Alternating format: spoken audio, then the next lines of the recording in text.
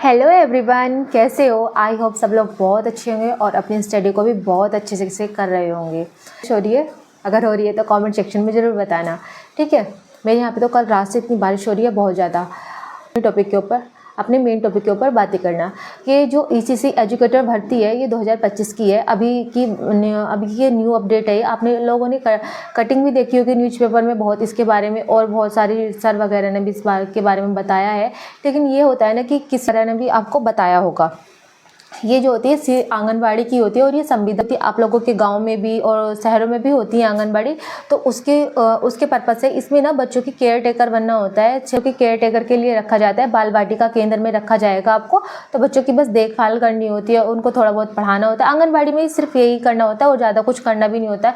उनको सिर्फ A for Apple वगैरह ये सब सिखाना होता है। छोटी छोटी चीज़ें होती है जो करनी होती है, ठीक है। तो चलो अब मैं आपको पूरे इसकी डिटेल्स बता देती हूँ। इसमें क्या क्या डॉक्यूमेंट्स लगने वाले हैं, इसकी क्या डेट है और क्या इसकी योग्यता होनी चाहिए, कौन कौन इस फॉर्म को अप्लाई कर सकता है, ठीक है। तो चलिए मैं आपको सब बता देती हूँ। सरकार की तरफ से early childhood care and education ECC educator के पदों पर नया नोटिफिकेशन रिलीज़ कर दिया गया है। आप इसकी वेबसाइट पे जाके आप इसको मतलब आंगनबाड़ी की वेबसाइट पे जाके आप इसको फॉर्म को फिल कर सकते हो।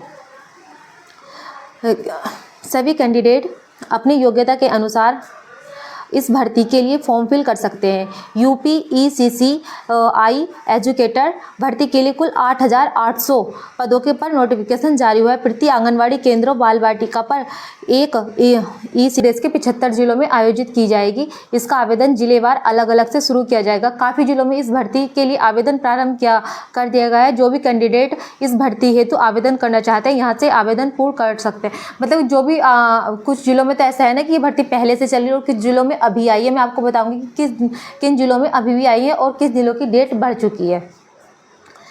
और उत्तर प्रदेश ECC एजुकेटर भर्ती हेतु आवेदन करने के बाद कैंडिडेट बिना परीक्षा इस भर्ती में सिलेक्शन प्राप्त कर सकते हैं। आपको ना इसमें कोई भी एग्ज़ाम नहीं देना है, नो एग्ज़ाम, सिर्फ आपको फॉर्म अप्लाई करना है और आप इस जॉब को पा सकते हैं। इस भर्ती की सबसे खास बात यह है कि कैंडिडेट को किसी भी प्रकार की परीक्षा देने की ज़रूरत नहीं है। इस भर्ती में चयन कैंडिडेट के मेरिट के आधार पर किया जाएगा। यूपी ECC एजुकेटर भर्ती के लिए बेसिक पात्रता मांगी गई है। पात्रता को पूरा कर रहे कैंडिडेट अपने आवेदन फॉर्म फिल कर सकते हैं। आप इसमें ना आपको कुछ क्राइटेरिया है, जो अगर आपके पास वो है तो आप इस फॉर्म को फिल कर सकते हैं। अगर आपके पास वो नहीं है तो आप इस फॉर्म को फिल नहीं कर सकते हैं, ठीक है। ये ओनली फीमेल के लिए है, मेल के लिए नहीं है। मैं आपको ये बता दूं, अगर मेल परेशान हो रहे हैं क्या हम मेल भी भर सकते हैं, नहीं, तो ये इसको मेल नहीं भर सकते, ओनली फीमेल भर सकती हैं। ECC एजुकेटर भर्ती फॉर्म भरने की संपूर्ण जानकारी, ठीक है। तो मैं आपको ये जिले वाइज ली जा रही है, जिसमें काफ़ी जिले में आवेदन प्रारंभ कर दिया गया है। अब मैं आपको बता देती हूँ विभाग, बेसिक विभाग वैकेंसी ECC एजुकेटर है। वैकेंसी ECCE एजुकेटर पद 8,800 हैं। इसमें आवेदन तिथि शुरू हो चुकी है। आवेदन मोड ऑनलाइन होगा। इसमें कोई, अगर आप ऑफलाइन देखोगे तो ऑफलाइन आपको कुछ भी नहीं मिलने वाला है। इसका जो फॉर्म होगा वो ऑनलाइन ही होगा। कुल 75 जिलों में सैलरी है 10,313। सैलरी भी अच्छी खासी है भाई, ये नहीं कि सैलरी ऐसी है। और पता है इसमें ऐसा है, अगर आपका मेरिट में नाम आ गया तो आप अगर चाहें तो अपने स्कूल, आपके गांव पास में जो भी स्कूल होगा ना, तो आप उस स्कूल में बोल सकते हैं कि हाँ मुझे इस स्कूल में टीचिंग करनी है या बच्चों की केयर टेकर बनना है, तो आप उसी के स्कूल में बन जाओगे। ये नहीं कि आपको कहीं दूर जाना पड़ रहा है, नहीं, अपने ज़िले में अपने गाँव का स्कूल भी आप ले सकते हो। अब मैं आपको इसको बता देती हूँ कि इसमें क्या क्या पात्रता होनी चाहिए, आपके लिए क्या क्या अनिवार्य है। कैंडिडेट को UGC से किसी भी मान्यता प्राप्त यूनिवर्सिटी में स्नातक की डिग्री विषय गृह विज्ञान से होना चाहिए। यानी कि ना आपको जो आपने जो अपने ग्रेजुएशन कर रखी है ना, वो होम साइंस से करी होनी चाहिए, और वो भी 50% अंकों के साथ। आपने ना होम साइंस में आपके 50% अंक आने चाहिए। अगर आप इस क्राइटेरिया को पूरा नहीं कर सकते तो उन्होंने कुछ और डिप्लोमे दे रखे हैं, जिससे कि अगर आपके पास होम साइंस नहीं है तो इसके अलावा अगर आपके पास ये है तो भी आप इस फॉर्म को फिल कर सकती है। और इसमें ना किसी भी CTET VED DLED इसमें किसी की भी कोई ज़रूरत नहीं है। अगर आपने होम साइंस कर रखा और 50% अंक से आप पास है तो आप इस फॉर्म को फिल कर सकती हैं। आप इस क्राइटेरिया को पूरा कम्प्लीटली आप इस क्राइटेरिया को पार कर जाएंगी, ठीक है। तो आप इसका फॉर्म करने के लिए आप इस फॉर्म को अप्लाई कर सकती हैं। लेकिन अगर आप ऐसा होगा ना कि बहुत से ऐसे होते हैं कि वो जो मतलब अपनी ग्रेजुएशन में ज्योग्राफी से कर लेते हैं, कोई आर्ट से करता है, कोई अलग अलग सब्जेक्ट से अपनी ग्रेजुएशन को फाइनल करता है। लेकिन कुछ अगर कोई मुझसे ये पूछने लगे कि मेरे से ये पूछने लगे कि दी मेरे पास मतलब सेकेंड ईयर में ज्योग्राफी होम साइंस था और मैंने फाइनल में आके छोड़ दिया, तो नहीं, उनका भी फॉर्म अप्लाई नहीं होगा। जिनने प्रॉपरली होम साइंस से ही अपनी ग्रेजुएशन कंप्लीट कर रखी है 50% अंक से, तो वो ही इसके फॉर्म को फिल कर सकता है। अब मैं आपको बता देती हूँ, अगर आपके पास वो नहीं है, अगर ये डिप्लोमे है, तो आप तब भी इस फॉर्म को फिल कर सकती हो।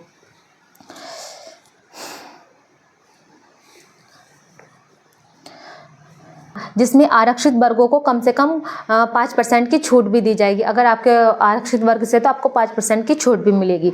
नर्सरी अध्यापक शिक्षा, इसमें देखो आपके पास क्या क्या डिप्लोमा होना चाहिए। अगर आपने तो आप इस फॉर्म को फिल कर सकते हैं। मैं आपको बता देती हूँ, NTT नर्सरी अध्यापक शिक्षा, आपके पास या तो ये डिप्लोमा होना चाहिए या फिर CT का डिप्लोमा होना चाहिए या फिर DPSI का भी कम से कम 2 वर्ष एवं समकक्ष योग्यता जिसे नेशनल अध्यापक शिक्षा परिषद से मान्य होना अति आवश्यक है, ठीक है।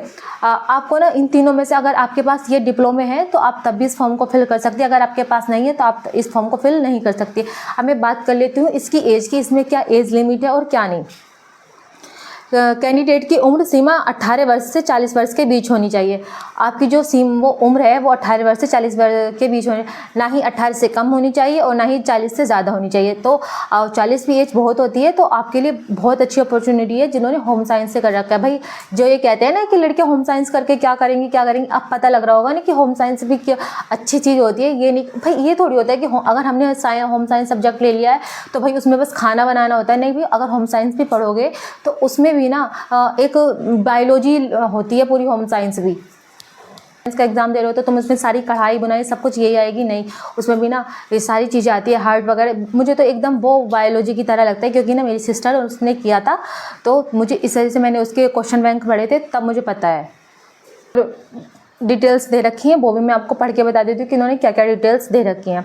अभ्यर्थी के एजुकेशन क्वालिफिकेशन से जुड़ी कागजात का मिलान करते हुए सबसे पहले सत्यापन किया जाएगा। देखो आपकी जितने भी डॉक्यूमेंट है ना, आप प्लीज़ पहले उनको चेक कर लीजिए कि उनकी किसी की डेट तो नहीं निकल चुकी है, डेट तो एक्सपायर नहीं होगी, और आपका आधार कार्ड और आपकी मार्कशीट में सब कुछ सेम है, कुछ अलग अलग तो नहीं। अगर है तो आप उनको सबको अपडेट करा लीजिए, आप सबको सही करा लीजिए। अगर आपका कुछ भी मिसमैच हुआ तो भी आपका मेरिट में नाम नहीं आएगा। सेवा प्रदाता के तहत उपलब्ध कराई गई सभी कैंडिडेट की लिस्ट मेरिट के आधार पर समिति द्वारा तैयार की जाएगी। छात्रों की मेरिट उनकी 10वीं 2वीं ग्रेजुएशन, DPSC NTT तथा संबंधित डिप्लोमे के प्राप्तांक के परसेंटेज के योग के औसत के आधार पर हर जिला मेरिट लिस्ट अवरोही क्रम में तैयार करेगा। यदि दो या दो से अधिकारी कैंडिडेट के रिजल्ट समान है तो जिन कैंडिडेट की उम्र ज़्यादा है उनको सिलेक्ट किया जाएगा। अगर पता है इसमें ये भी दे रखा है, चलो उन्होंने एक बात ये भी बताई, अगर जैसे ऐसा है कि मेरे भी 50% आ जाती है, जैसे मेरे 50% है और मेरी बहन के भी 50% है, लेकिन मेरी बहन की एज मेरे से ज़्यादा है तो मुझे सिलेक्ट नहीं करेंगे, वो मेरी बहन को सिलेक्ट करेंगे। जिसकी एज ज़्यादा है तो उसी को सिलेक्ट किया जाएगा, कम एज वाले को सिलेक्ट नहीं किया जाएगा।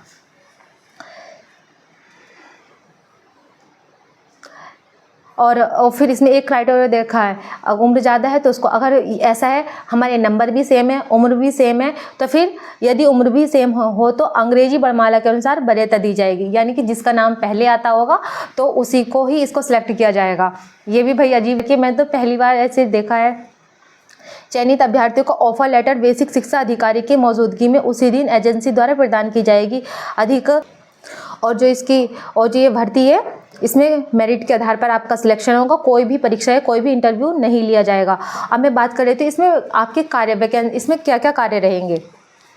3 वर्ष से 6 वर्ष के बच्चों को औपचारिक शिक्षा के लिए तैयार करना। 3 से 6 वर्ष के बच्चों के भौतिक, सामाजिक, मानसिक, संवेगात्मक और अकादमिक विकास के लिए वातावरण सृजन और आंगनवाड़ी महिला कार्यकर्ता को सहयोग प्राप्त करना है। इसमें आपको कुछ करना नहीं है, सिर्फ आपको ना उनका जो माइंड होता है ना उसको डेवलप करना है। उसमें खेल कूद सिखाना है, उनको छोटी छोटी जो कैक है गया ABCD वगैरह ये सब चीज़ें सिखानी है और थोड़ी बेसिक नॉलेज देनी है, और कुछ नहीं पकड़ना। वैसे भी 3 से 6 ईयर का बच्चा ज़्यादा सीख ही क्या जाएगा, इतना ही सब कुछ सीखता है।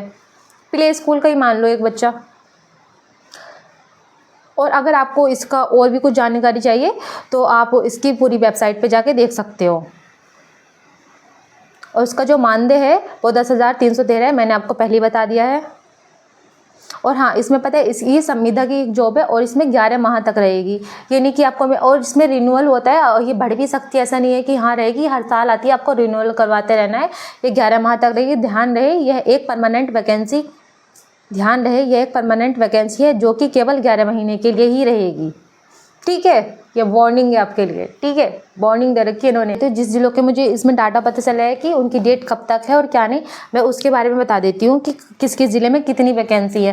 मैं सबका नहीं बता, बस 4-5 का ही मुझे पता है, तो मैं उसके बारे में बता देती हूँ। 168 वैकेंसी है शाहजहाँपुर में और जो इसकी लास्ट डेट है 19/7/2025 है। और 110 वैकेंसी है जालौन में, 3/8/2025 इसकी लास्ट डेट है। 287 है प्रयागराज में, 12/7/2025।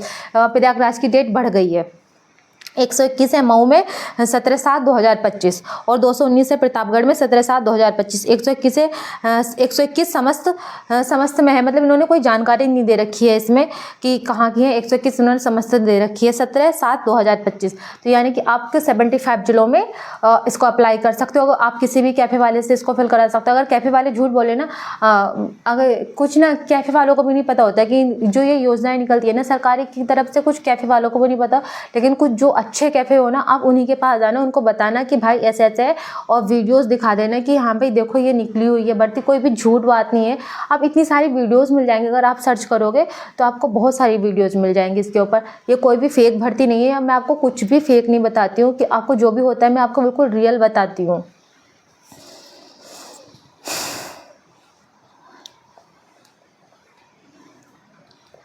अगर आपको ये जानकारी थोड़ी भी हेल्पफुल लगी हो तो प्लीज़ वीडियो को लाइक, शेयर, सब्सक्राइब करना बिल्कुल मत भूलिएगा। हर हर महादेव। मिलती हूँ नेक्स्ट वीडियो में।